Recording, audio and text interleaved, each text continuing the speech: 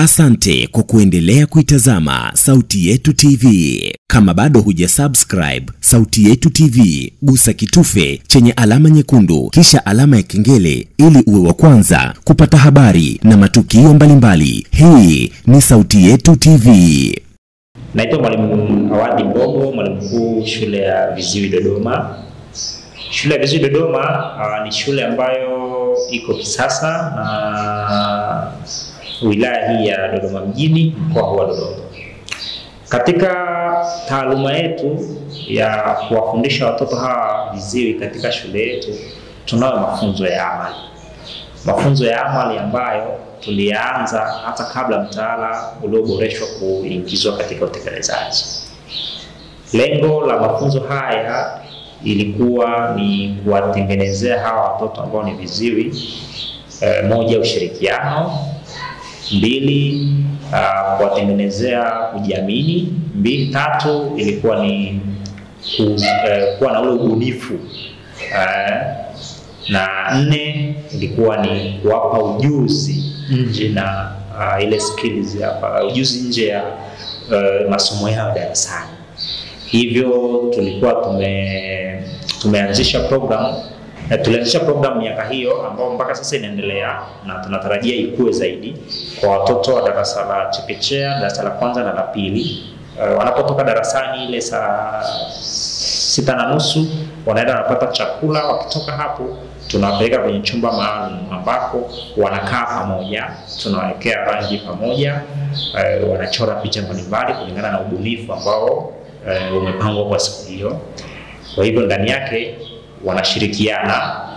Ule ubinafsi wa kusema hii ni rangi yangu inakuwa haipo, kwa sababu rangi zote zinakuwa ziko sehemu moja, alafu kila mmoja anachukua pale anachora na paka kulingana na namna ambavyo anatakiwa afanye.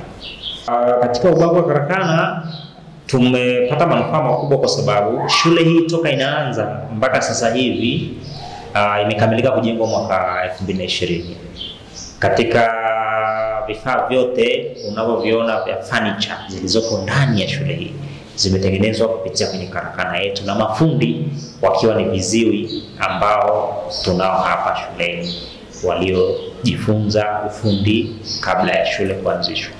Hivyo moja ya manufaa makubwa ambayo tunaweza kujivunia ni kwamba shule imejengwa chini ya viziwi wenyewe, wakiwa wao wataalamu na mafundi. Lakini pia karakana yetu tunapokea kazi zile za watu binafsi nje ya kazi za shule. Kwa hivyo mtu ambaye ana madirisha yake ya aluminium, madirisha yake ya grill yanataka kuchomelewa ama milango, anaweza kuja kuonana na mafundi wetu na akatengenezewa kwa bei ambayo inakuwa ni nafuu kuliko hata ile iliyoko kule mtaani. Baada ya madokezo haya, matarajio yenu ni yapi sasa kwenye kuboresha zaidi mazingira ya elimu, mazingira ya mafunzo ya amali kwenye shule hii?